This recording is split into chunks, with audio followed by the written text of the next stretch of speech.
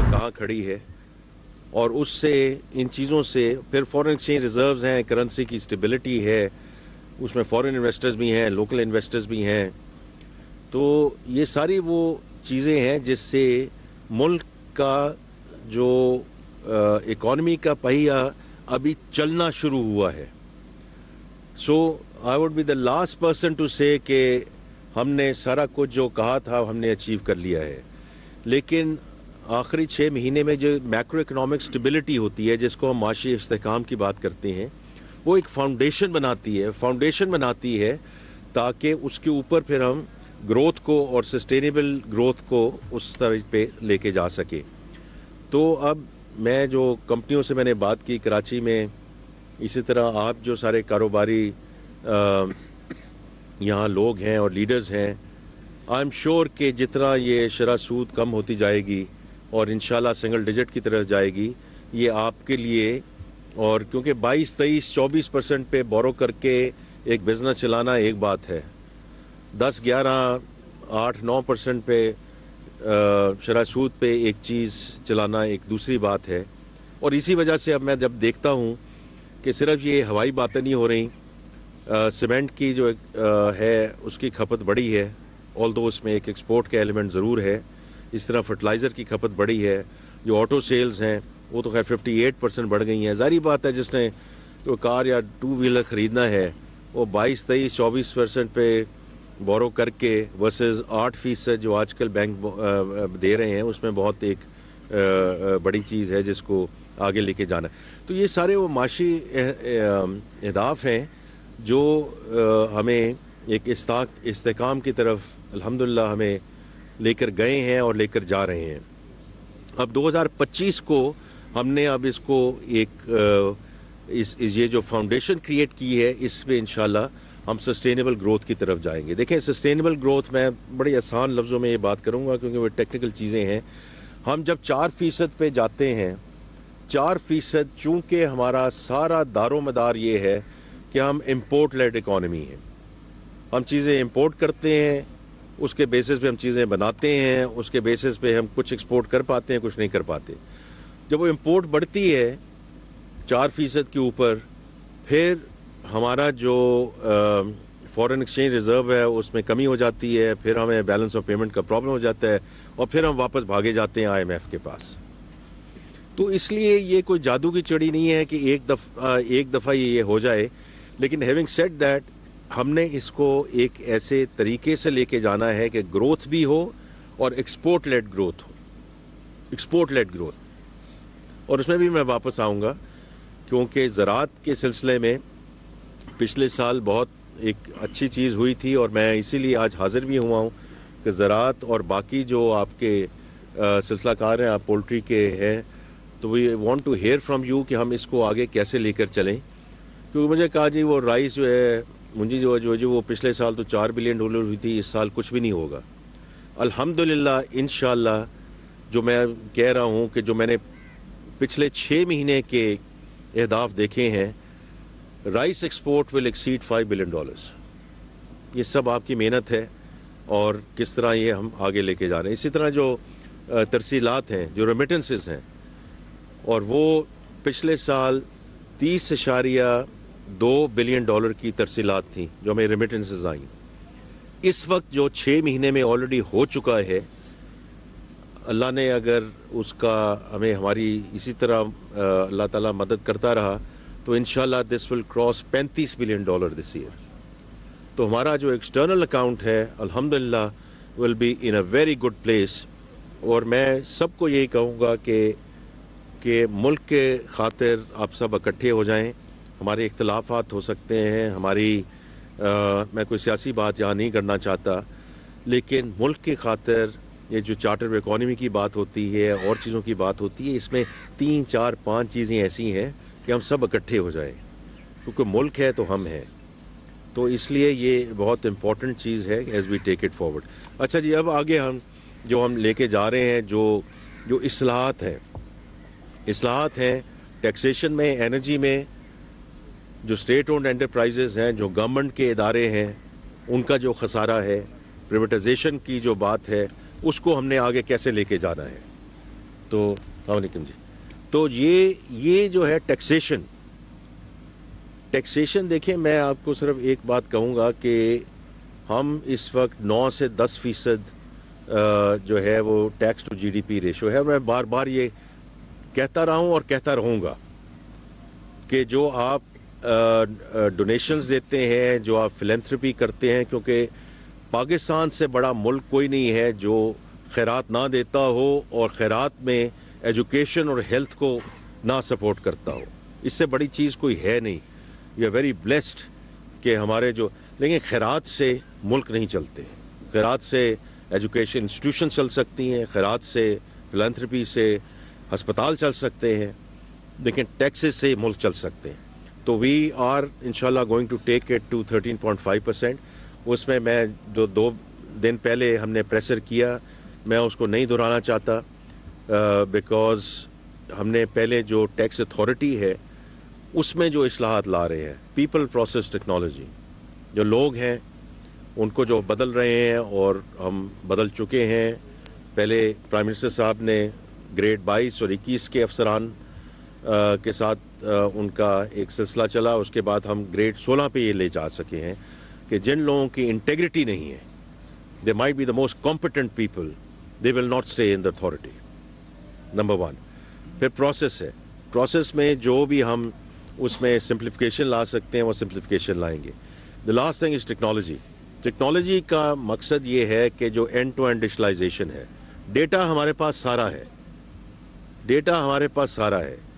میرا data F B are کے پاس موجود ہے, میرا ڈیٹا نادرا کے پاس موجود ہے, کیونکہ میرا CNIC ہے نا, تو ان کو پتا ہے میری گاڑیاں کتنی ہیں, میرے گھر کتنے ہیں, میں یوٹیلٹی بلز کتنے پیش کرتا ہوں, میں فورن ٹرپس کتنے کرتا ہوں. یہ میرا لائف سٹائل کا ڈیٹا سارا نادرا کے پاس ہے. اسی طرح میرا ڈیٹا ٹیکس اتھارٹی کے پاس ہے, میں ٹیکس کتنا دیتا ہوں. So my lifestyle versus the tax which is being paid. اگر یہاں کمی بیشی ہے تو then we have to tackle this, because یہ لیکیج ہے, اور یہ لیکیج ایسی ہے جس کی وجہ سے سیلریڈ کلاس پہ واپس وہ بوجھ پڑتا ہے, مینوفیکچرنگ انڈسٹری پہ یہ بوجھ پڑتا ہے. اور وہ لوگ کہتے ہیں کہ جی آپ سیلریڈ کلاس ہے, آپ کہتے ہیں کہ یہ ہم ایمپیتھیٹک, کیونکہ آپ دیکھ لیں کہ میں نے جو ٹیکس ریٹرنز دیے ہیں 30 ستمبر سے پہلے, میں نے ٹیکس بھی دیا ہے, سپر ٹیکس بھی دیا ہے, CVT بھی دیا ہے, اور اب اس لیول پہ یہ پہنچ گئی ہے سیلریڈ کلاس کہ اس سے اوپر ہم آگے جا نہیں سکتے ہیں. اسی طرح مینوفیکچرنگ انڈسٹری جا سکتی ہے. تو اس لیے جو باقی جو نیٹ ہیں ان کو ہمیں ٹیکس میں لانا پڑے گا, اور انشاءاللہ ہم لینے جا رہے ہیں. اور ابھی آپ دیکھ لیں کہ جو ہم نے پرسوں یہ بات کی فیس لیس کی کہ جو امپورٹ ایکسپورٹ ہوتی ہے یہ 80% ہے کراچی پورٹس پہ. جو GDs پہ اپریزمنٹ کا سارا پروسیس تھا, کیونکہ میں ایک کنٹینر منگوا رہا ہوتا تھا, میرا پہلے ایک اپریزر کے ساتھ سلسلہ بن گیا ہوتا تھا. اب وہ جو سارے اپریزر ہیں وہ ایک کمرے میں بیٹھے ہیں, مجھے کوئی پتہ نہیں ہے میری کون سی چیز کہاں جانی ہے, ان کے موبائل باہر پڑے ہوئے ہیں, اور اس کے جو رزلٹ ہیں وہ آپ کے سامنے آنے شروع ہو گئے ہیں کہ جو اسیسمنٹس کے لیے ہم کال کرتے تھے, ان کے ڈاکیومنٹیشن کے لیے کال کرتے تھے, وہ صرف اس لیے وجہ سے کرتے تھے تاکہ سانو آ کے پیسے دے دیو, اور اس کا کوئی تعلق نہیں تھا اس چیز سے. So that has now gone down, and these are statistical things کہ جب یہ آٹومیشن ہوتی ہے تو آٹومیشن سے ہیومن انٹرونشن جب کم ہوتی ہے تو اس میں جو لین دین والا کام ہے وہ کم ہو جاتا ہے, and that is very very important. And the third thing around this is everything that we are trying to do کہ ہم پروسیس کو بھی اس کو سمپلیفائی کریں. یہ ہے جی ٹیکسیشن کا معاملہ. اس میں ہم لیکیجز کو بھی بند کر رہے ہیں تاکہ لوگوں پہ جو ٹیکس دے رہے ہیں ان پہ فردر بوجھ نہ پڑے, اور جو سیگمنٹس ایسے ہیں جن کو ٹیکس دینا چاہیے ان کو ٹیکس دینا پڑے گا.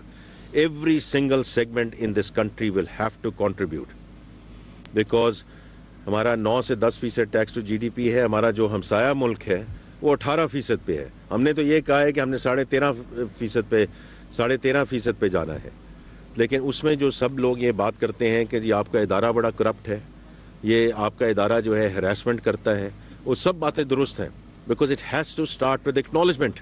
اگر آپ مانیں ہی نہ اس بات کو تو پھر اس کا تدارک آپ کیسے کریں گے؟ تو اس لیے ہم اس کا تدارک کر رہے ہیں with people, process, technology. جتنی ٹیکنالوجی آتی جائے گی ہیومن انٹرونشن کم ہوگی. دوسری ہے جی انرجی کی بات. اس میں اویس لغاری صاحب اس میں بڑی محنت کر رہے ہیں اور اس میں انشاءاللہ آپ دیکھیں گے کہ اس میں جو ہے ٹیرف بھی کم ہوگا. اس میں باقی چیزیں بھی ہیں جو ڈسکوز ہیں, ڈسٹریبیوشن کمپنیز ہیں, ان میں بھی یہ سب ایک پوری ایک ہی چیز ہے. Whether is taxation, whether is energy, whether it's یہ ایس او ایز, ایک چیز جو ہے وہ بڑی کامن ہے کہ اس میں جو کرپشن اور ہراسمنٹ کا ایلیمنٹ ہے اور لیکیج کا جو ایلیمنٹ ہے. تو ڈسکوز میں کیسے یہ لیکیج ہو سکتی ہے؟ تو ہاں ہم پرائیویٹ سیکٹر کے لوگوں کو لا رہے ہیں, وہاں اسمارٹ میٹرنگ کروا رہے ہیں, اور اسی طرح ہم آگے لے کے جائیں گے. اسی طرح جو اسٹیٹ اونڈ انٹرپرائزز ہیں, میں اس کیبنٹ کمیٹی کو خود کرتا ہوں کہ گورنمنٹ جتنی نکل جائے, ہر چیز سے جتنی نکل جائے اتنا ہی بہتر ہے. The private sector has to lead this country. اس میں صرف ہمیں ایک جو خیال رکھنا ہے کہ اس کا جو ریگولیٹری میکنزم ہے وہ ہمیں ایسا کرنا چاہیے تاکہ کہیں کوئی مونوپلیز یا ڈوپلیز اس طرح کی کوئی چیز نہ بنے. ادروائز جہاں سے گورنمنٹ نکلے گی اتنا ہی بہتر ہوگا. اور مجھے نہیں پتا یہاں کوئی پاسکو کے لوگ یہاں موجود ہیں کہ نہیں موجود ہیں. سب سے زیادہ کرپٹ ادارہ ہے یہ, کرپٹ ادارہ ہے یہ. اور اس لیے جو پرائم منسٹر صاحب نے کہا کہ اس کو بند کر دینا چاہیے, and how we are taking it forward, there are other ways. Should we keep a strategic reserve in terms of wheat? Yes, absolutely we should. لیکن یہ گورنمنٹ کے اندر ہی ہونا چاہیے یا کوئی اور سائلوز ہوں, پرائیویٹ سیکٹر آ جائے اس میں اس کو آگے لے کر چلیں. تو اس لیے یہ میں اس میں بڑا کلیئر ہوں ایز وزیر خزانہ کہ ہم نے اس کو پرائیویٹ سیکٹر میں جتنی چیزیں لے جائیں, پرووائڈیڈ دس از آل ریگولیٹڈ انشاءاللہ, تاکہ اس میں کوئی مونوپلیز اور ڈوپلیز اور اس طرح کی کوئی چیز نہ بنے. باقی یہ چیز ہے جی کہ دو ایسی جگہ ہیں, کیونکہ لوگ سب یہ کہتے ہیں کہ آئی ایم ایف کا جب بھی پروگرام ہوتا ہے تو یہ صرف اسٹیبلائزیشن کا پروگرام ہوتا ہے. جنرلی دیٹس ٹرو, لیکن دو چیزیں ایسی ہیں جو ہمارے اپنے ہاتھ میں ہیں, زراعت ہے اور آئی ٹی ہے, اور دونوں میں اس وقت جو ہے دقتیں ہیں. تو اس لیے ہمیں ماننا پڑے گا کہ دقت ہے, لیکن یہ دونوں ایسے شعبے ہیں کہ most of it is in our hands, کہ اگر ییلڈ نہیں ہو رہی ہے تو کیوں نہیں ہو رہی ہے.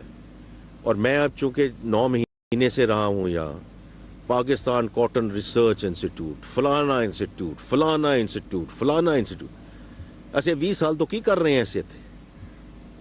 یہ ساری ریسرچ جو ہے, اتنی ریسرچ ہو رہی سیگی تو اسی کتنے ایسی چلے گئے ہیں. Where are we in terms of that research? Why haven't that delivered results? کیونکہ اس میں جو نیت کا جو بھی عمل دخل تھا, میں اگر دیکھتا ہوں ریسرچ انسٹیٹیوٹ کو 80-90% سیلریز پہ جا رہا ہے. تو اگر 80-90% جا رہا ہے تو یہ تو 20% سیلریز پہ جانا چاہیے, 80% ریسرچ پہ جانا چاہیے. پبلک پرائیویٹ پارٹنرشپ کی طرف جائیں, اور طرح کے جائیں, فلانی یونیورسٹی, فلانی یونیورسٹی, فلانی university. So as far as I am concern, میں بڑا کلیئر ہوں کہ ان سب اداروں کو بند ہونا چاہیے. پرائیویٹ سیکٹر کو, آپ جیسے جو لوگ ہیں آپ آگے آئیں, کیونکہ آپ سے ہم سیس بھی لیتے ہیں, آپ سے ہم اور بھی چیزیں مانگتے ہیں, and there is nothing to show. اس طرح ہائر ایجوکیشن کمیشن ہے, Higher Education Commission 270 universities, 60 billion کا اس میں کرنٹ ایکسپینڈیچر ہے, 60 کا development expenditure. What do we have to show? یہ کہاں ہیں یہ لوگ جو ہم پروڈیوس کر رہے ہیں, یہ بچے اور بچیاں, ان کا کیا کیلیبر ہے جس کے بیسس پہ ہم نے آگے اس ملک کو لے کے جانا ہے؟ تو اس لیے یہ وہ ساری چیزیں ہیں کہ ٹیکسیشن اور انرجی, پھر یہ state owned enterprises and the privatisation. Privatisation کا مطلب یہ نہیں کہ ہم بالکل پرائیویٹ سیکٹر, ہمیں ایک ریگولیٹڈ انوائرمنٹ پہ اس کو آگے لے کے جانا چاہیے, اور انشاءاللہ ہم اس کو آگے لے کے بھی جا رہے ہیں. لیکن میں ونس اگین میں حاضر آج اس لیے ہوا تھا, جس طرح میں سیالکوٹ میں گیا ہوں, کراچی میں گیا ہوں, اگلے کچھ ہفتوں میں آئی ول گو ٹو ویریس سٹیز, کیونکہ میں نے بڑا سب سے یہ بات کی ہے, کیبنٹ میں بات کی ہے کہ اسلام آباد میں ہم دربار لگا کے نہیں بیٹھیں گے, ہم خود حاضر ہوں گے ہر جگہ. بیکاز مجھے کسی نے, ابھی منموہن سنگھ صاحب کی وفات ہوئی ہے, اور میں کل عبد الرحمان صاحب بھی رات کو بات کر رہے تھے, تو ان کا جو ریفارم پروگرام تھا اور ہمارا reform programme under prime minister Nawaz Sharif at that point in time اسی وقت شروع ہوا تھا. آج انڈیا کہاں ہے, آج ہم کہاں ہیں. تو اس لیے I think it's very important that we stay with the reform agenda, اور اس کو ہم آگے ایسے لے کر چلیں کہ اس میں جو رزلٹ اورینٹڈ چیزیں ہیں اس کو ہم آگے کریں.